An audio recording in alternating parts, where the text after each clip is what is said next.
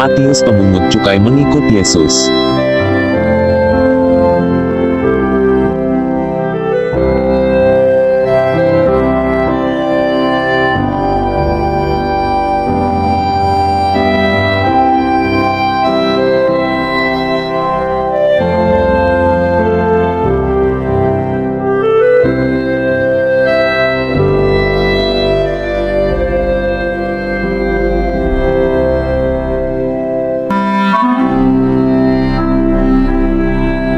Setelah Yesus pergi dari situ, ia melihat seorang yang bernama Matius duduk di rumah cukai.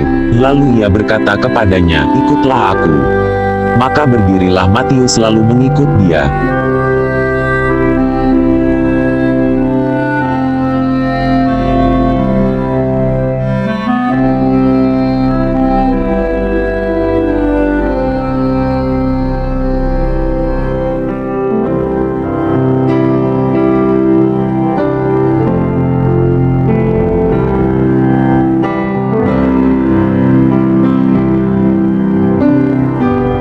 Kemudian ketika Yesus makan di rumah Matius, datanglah banyak pemungut cukai dan orang berdosa dan makan bersama-sama dengan dia dan murid-muridnya. Pada waktu orang Farisi melihat hal itu, berkatalah mereka kepada murid-murid Yesus, "Mengapa gurumu makan bersama-sama dengan pemungut cukai dan orang berdosa?" Yesus mendengarnya dan berkata, "Bukan orang sehat yang memerlukan tabib, tapi orang sakit. Jadi pergilah dan pelajarilah arti firman ini, yang kukehendaki ialah belas kasihan dan bukan persembahan, karena aku datang bukan untuk memanggil orang benar, melainkan orang berdosa."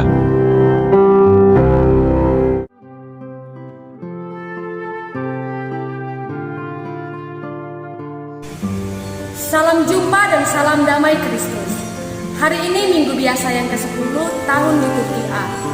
Bacaan pertama dari kitab Hosea bab 6 ayat 3b sampai 6.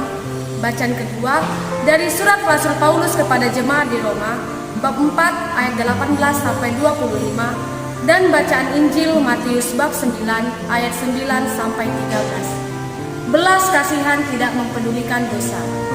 Saudara-saudariku yang terkasih, perikop yang hari ini kita dengarkan adalah panggilan Matius. Matius adalah seorang pemungut cukai yang dipanggil Yesus untuk mengikutinya. Bagi orang Yahudi, seorang yang bekerja sebagai pemungut cukai dicap pendosa. Dosa merupakan sesuatu yang dibenci oleh manusia, sebab dosa itu mengancam kehidupan kita. Dosa yang bersengatkan maut tak henti-hentinya mengganggu manusia untuk mengantarkannya kepada kebinasaan dan kehancuran. Inilah alasan mengapa dosa itu dibenci oleh manusia. Karena itu, manusia yang melakukan dosa itu dibenci sesamanya. Memang tidak semestinya manusia dibenci karena hanya dosanya. Yang pantas menjadi musuh kita adalah dosa, bukan pelakunya. Namun ini kelihatannya hanya sebuah teori saja. Dalam praktiknya manusia sulit sekali memisahkan dosa dari pelakunya. Dosa masih sering diidentikan atau disatukan dengan pelakunya. Inilah sikap orang Farisi terhadap orang yang berdosa. Karakter orang Farisi ini tampak ketika Tuhan Yesus memanggil Matius untuk mengikuti dia. Saat Yesus mendatangi rumah Matius serta makan dan minum bersamanya, orang Farisi langsung merasa jijik dan bertanya kepada murid-muridnya, "Mengapa gurumu makan bersama dengan pemungut cukai dan orang berdosa?" Orang-orang Farisi tidak setuju dan tidak senang kalau Tuhan Yesus mendekati orang-orang berdosa dan makan minum bersama dengan mereka. Sebab bagi mereka dosa dan pelakunya tetap menjadi satu. Maka kalau dosa dibenci, pelakunya juga mesti dijauhi dan ditolak. Namun bagaimanakah sikap Tuhan Yesus? Dengan tegas Tuhan Yesus berkata, "Bukan orang sehat yang memerlukan tabib, tetapi orang sakit." Jadi pergilah dan pelajarilah arti firman ini. Yang kukehendaki ialah belas kasihan dan bukan persembahan. Bahkan karena aku datang bukan untuk memanggil orang benar, melainkan orang yang berdosa. Orang sakit dan orang berdosa menjadi prioritas misi perhatian, dan pelayanan Tuhan. Sebab Tuhan mengutamakan belas kasihan. Belas kasihan mengalahkan kuasa maut dan dosa. Bagi orang berdosa, Tuhan dengan belas kasihannya tampil bagi manusia seperti fajar dan hujan. Bagaikan fajar matahari, Tuhan karena belas kasihannya membakar segala semak dan sarang dosa dalam diri kita. Fajar itu serentak menumbuhkan benih-benih kehidupan yang baru dalam diri kita. Bagaikan air hujan yang deras, Tuhan dalam belas kasihannya mengguyur habis segala dosa dari dalam diri kita. Dan dengan itu kita menjadi bersih dan suci dan murni sebagai anak-anak-Nya. Dengan dasar ini kita hendaknya jangan berputus asa apabila kita sudah berdosa. Kita memang tidak pernah merencanakan dengan kesadaran penuh untuk berbuat dosa. Oleh godaan setan, dosa itu datang seperti pencuri dalam rumah hati kita. Namun yang penting, kita tetap setia kepada Tuhan dan tetap mengenal Dia dalam kelemahan dan kerapuhan kita. Inilah kehendak Tuhan sendiri kepada kita. Aku menyukai kasih setia dan bukan korban sembelihan, dan menyukai pengenalan Allah lebih daripada korban-korban bakaran. Bukan setia kepada kita, Dia mengenal kita dengan segala kelemahan dosa kita. Kita pun hendaknya setia kepada Dia dan mengenal Dia dalam keadaan rapuh dan berdosa. Dengan bersikap setia kepada Tuhan dan mengenal Dia dalam kerapuhan, kita akan pelan-pelan membenci dosa, menarik diri atau menjauhkan diri dari dosa itu, dan kembali menghayati hidup yang baik dan benar sesuai dengan martabat diri kita yang luhur sebagai anak Allah. Tuhan sendiri pernah menegaskan, tak seorang pun dapat mengabdi kepada dua tuan, karena jika demikian, ia akan membenci yang seorang dan mengasihi yang seorang, atau ia akan setia kepada yang seorang dan tidak mengindahkan yang lain.